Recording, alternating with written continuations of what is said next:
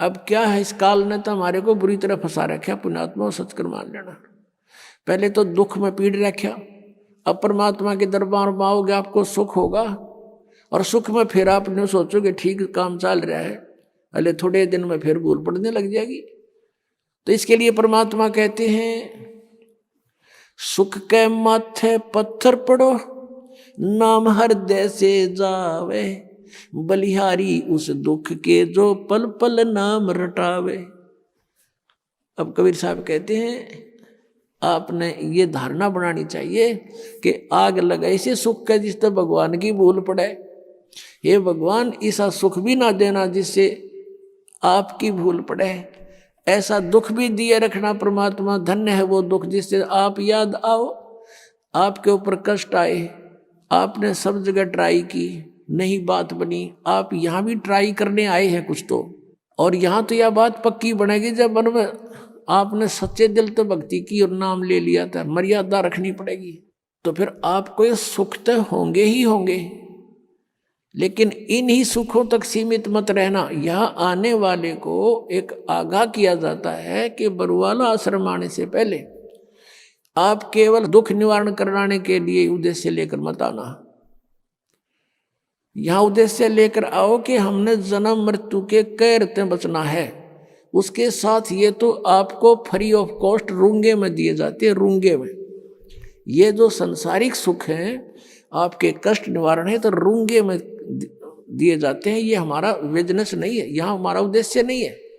अब जैसे पहले समय में गांव में कोई ये सब्जी बेचने आया करते और कोई फल फ्रूट भी बेचने आते थे, तो वो कैसे सौदा करा करती थी हमारी दादी। उस समय ऐसे सौदे हुआ करते थे जैसे गेहूं का बेला भर लेगी और उसकी तराजू में डाल दिया, और वो उसको कणक के कोई 2 बार कोई 1.5 बार ऐसा, उसके बदले में 2 बार जैसे सब्जी तोल दी गेहूं के बदले में। वो तो ले लिया जो लेना था माई ने, वो जो सौदा करना था वो तो कर लिया।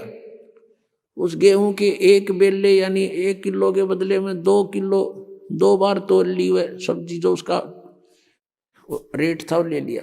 फिर नो क्या करती, भाई रूंगा और दे, रूंगा मीन फ्री ऑफ कॉस्ट। वो फिर 1-2 और आलू घेर देती, नो कह ना भाई और दे, वो 1-2 और घेर देता, उसको रूंगा बोला करते, रूंगा। तो यहाँ कहने का भाव ये है कि जो असली सौदा है वो तो आपका जन्म और मृत्यु का दुख बटेगा यहाँ पर। और जो ये संसारी छोटे मोटे कष्ट आपके ऊपर हैं, कोई घाटे बाधे के दुख हैं, ये तो रूंगे में दिए जाएंगे यहाँ पर आपको, रूंगे में, फ्री में। ये सौदा नहीं हमारा, ये तो आप डिमांड करते हो इसलिए ठाके दे दिए 2 आलू खा लो। तो ये जो आपके ऊपर जो कष्ट आए हैं, कोई प्रेत बाधा है, या कोई किसी ने शराब कर रखा, कोई घायल गलवा रखी है, या कोई पाप कर्म प्रारब्ध का दंड है, ये तो रूंगे में काटेंगे कबीर भगवान। आपका असली रोग तो जो है जन्म और मृत्यु का है। अब क्या बताते हैं, नर से तू पशुआ की जय गद्दा बैल बनाई, ये 56 भोग कहाँ मन बोरे, कि तकुरेड़ी चरणे जाई। पुणात्माओं, हमने इस काल के इस झूठे सुख की भांग घनी पी रखी है, और हमारा आज यकीन ना होता कि हम गधे भी बनेंगे, और हम कुत्ते गधे सुअर बनेंगे, और वो आहार करेंगे जो आज वर्तमान में कुत्ते गधे कर रहे हैं। उसके लिए याद दिलाते हैं, सुखदेव ने 84 भुगती बना पजावे खरवो, तेरी क्या बुनियाद पुरानी, तू पेंडा पंथ पकड़ वो। कहते सुखदेव जैसे ऋषि ने 84 लाख प्राणियों के शरीरों में कष्ट भोगना पड़ा। सुखदेव ने 84 भुगती बना पजावे खरवो, और तेरी क्या बुनियाद पुरानी, तू पेंडा पंथ पकड़ वो। कि सुखदेव ने 84 भुगती, गधा बन गया पजावे पे। पजावा होता है यहाँ पर, पजावा होता है जैसे कुम्हार लगाते थे पहले, उसमें ईंटें पकाते थे, और ईंटों के पकाने के बाद जो राख बचती थी उसके ऊपर ही और लगा देते थे, उसको कहीं डालन की जगह नहीं होती थी उनके पास, उसके ऊपर ही फिर दूसरी वर्ष लगा लेते थे, फिर तीसरे वर्ष ऐसे, तो बहुत ऊंचा ढेर हो जाता था।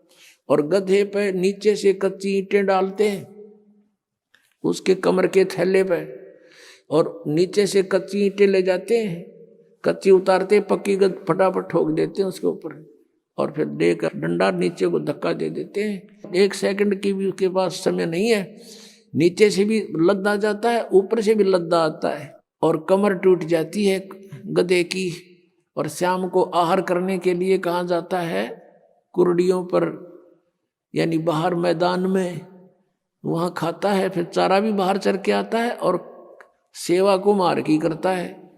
और फिर टूटी कमर पर जख्म हो जाता है, उसको कौवे नोचते हैं, उसी जख्म के ऊपर आते ही कुमार जो कानू वो थैला रख देता है, और ईंटें भर के फटाफट उसको सटाट कर देता है, लेकर लठ।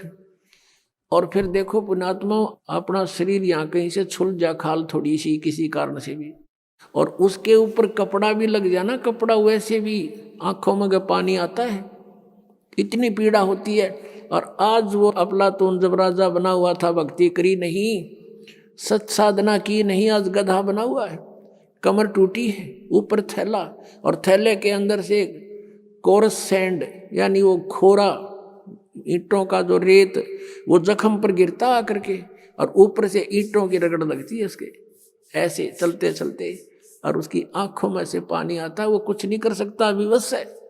अपनात्मा, पहले तो हम भी ऐसे ही थे, अब परमात्मा की दया से आत्मा निर्मल हुई, ये बातें याद आती हैं तो भी शरीर कांप जाता है।